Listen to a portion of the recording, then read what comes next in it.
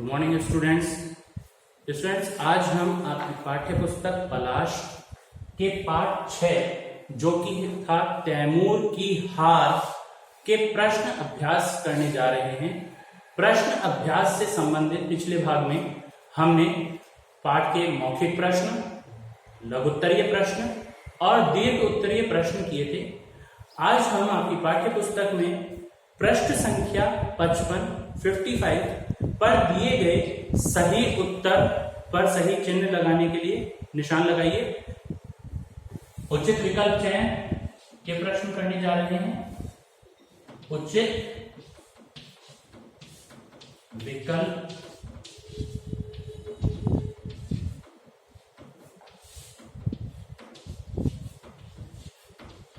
चयन।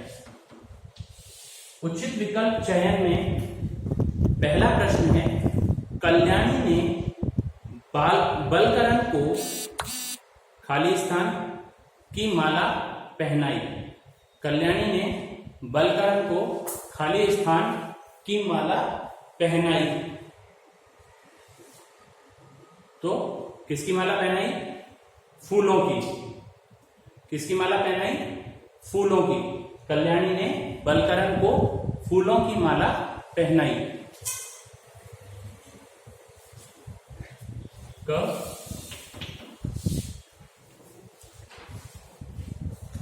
फूलों की। किसकी माला पहनाई? इसका उत्तर हो जाएगा फूलों की।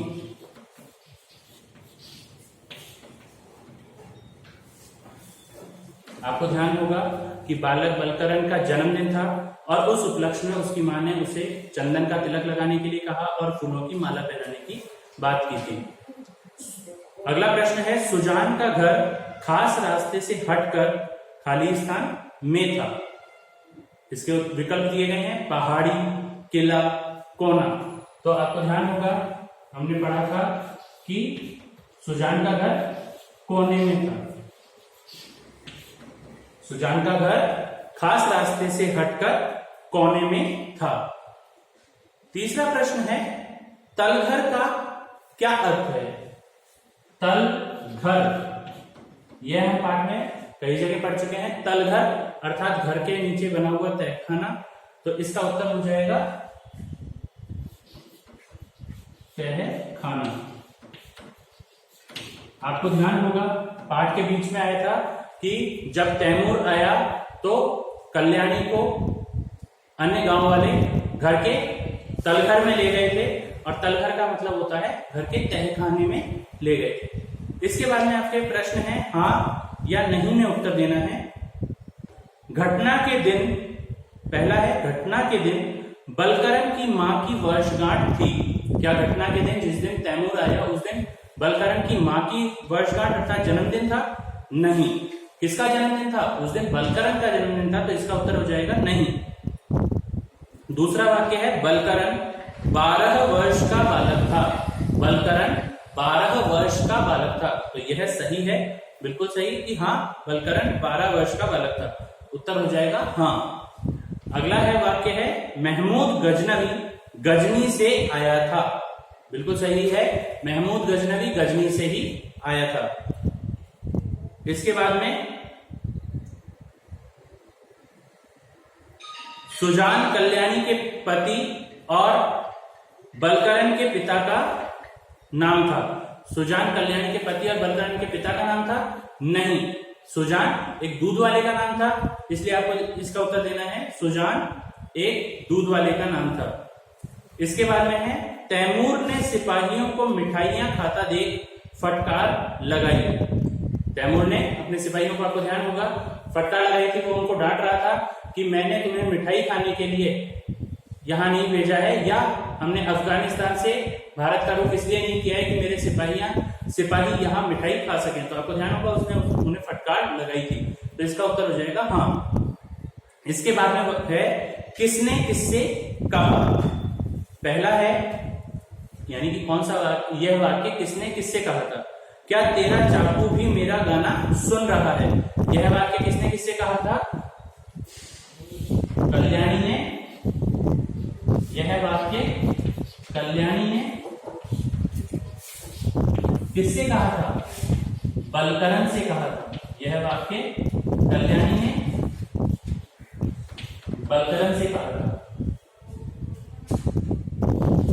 अगला वाक्य है,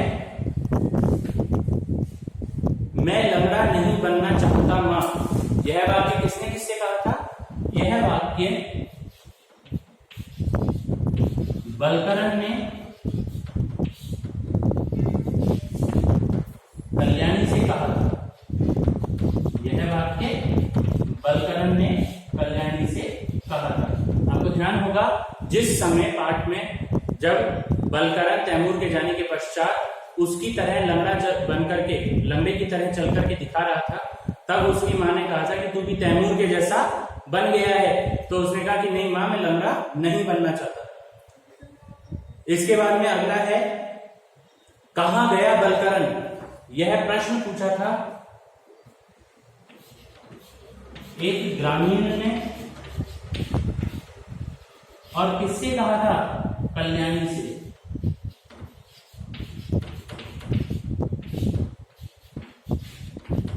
यह एक ग्रामीण ने कल्याणी से कहा था। इसके बाद में अगला वाक्य है, मेरी अंगुली के खून का रक्त चंदन बना ले। आपको ध्यान होगा कि जब पाठ के अंतिम स्थिति में बलकरण ने अपनी मां को कहा था कि आप मुझे चंदन लगाना चाहती थी, लेकिन अभी चंदन नहीं मिल सकता है, तो मेरी अंगुली से जो खून बह रहा है उससे आप मुझे तिलक लगा दो। तो यह वाक्य बलकरण ने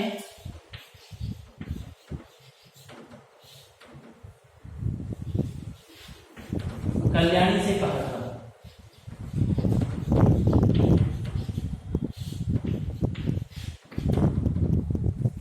इस प्रश्न के बाद में अगला प्रश्न है, निम्नलिखित शब्दों के अलग अलग अर्थ लिखिए। अलग अलग अर्थ का अभिप्राय है कि ये जो शब्द दिए गए हैं ये शब्द युग्म हैं। शब्द युग्म अर्थात जहां एक ही शब्द के दो अर्थ होते हैं। जिस प्रकार से पहला है कर्ण। कर्ण के दो अर्थ हैं। पहला महाभारत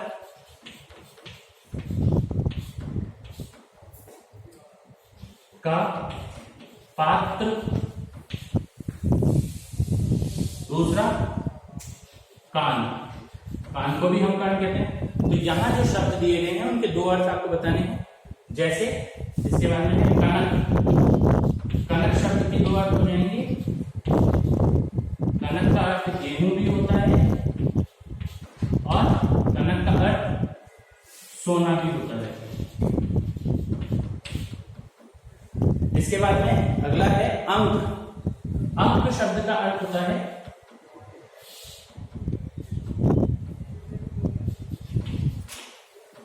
अंक शब्द का अर्थ है संख्या तथा अंक शब्द का ही अर्थ होता है गोद। इस प्रकार से माता अपने पुत्र को गोद में ले लेती है, उसे कहा जाता है गोद। तो अंक शब्द के दो अर्थ हो गए। एक तो संख्या 4, 5, 6 जो अंक हैं उनके लिए कहा गया है, और दूसरा जो गोद, जैसे माता अपने पुत्र को गोद में लेती है। अगला है लाल। लाल रंग के लिए प्रयोग में लिया जाता है और दूसरा पुत्र के लिए।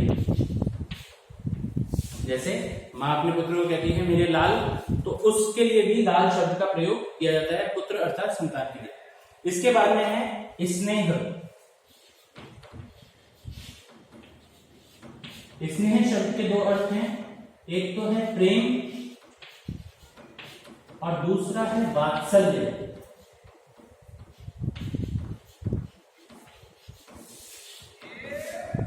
प्रेम तथा वात्सल्य। इसके पश्चात शब्द है राशि।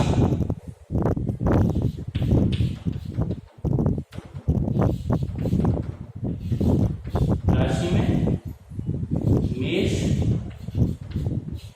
आदि 12 राशियां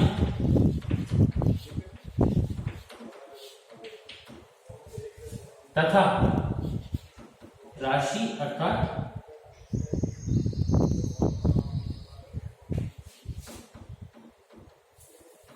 धन या द्रव्य। इसके बाद में अगला है पद।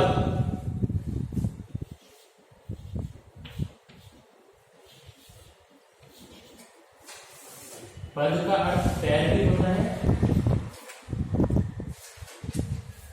और पद का अर्थ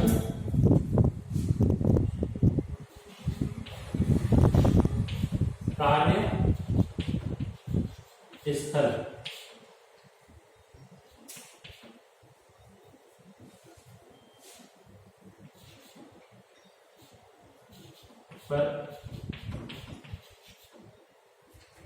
कार्य स्थल पर स्थान, यानी कि कार्यस्थल पर आपका क्या स्थान है उसे हम पद कहते हैं, और दूसरा पद अर्थात पैर। इस प्रकार से ये शब्द युग्म है, इनको आपको समझना है और अपनी पाठ्य पुस्तक में करना है, उत्तर पुस्तिका में करना है। इसी के पश्चात आपका गृह कार्य है। गृह कार्य के रूप में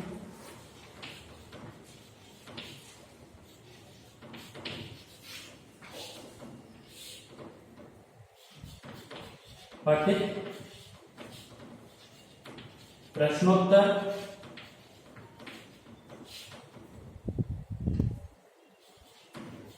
अपनी उत्तर पुस्तिका में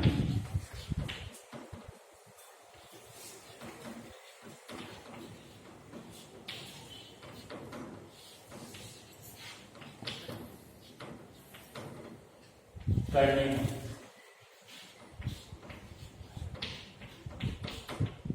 जो प्रश्न उत्तर हमने आज पढ़े हैं, इन्हें आपको अपनी उत्तर पुस्तिका में करना है।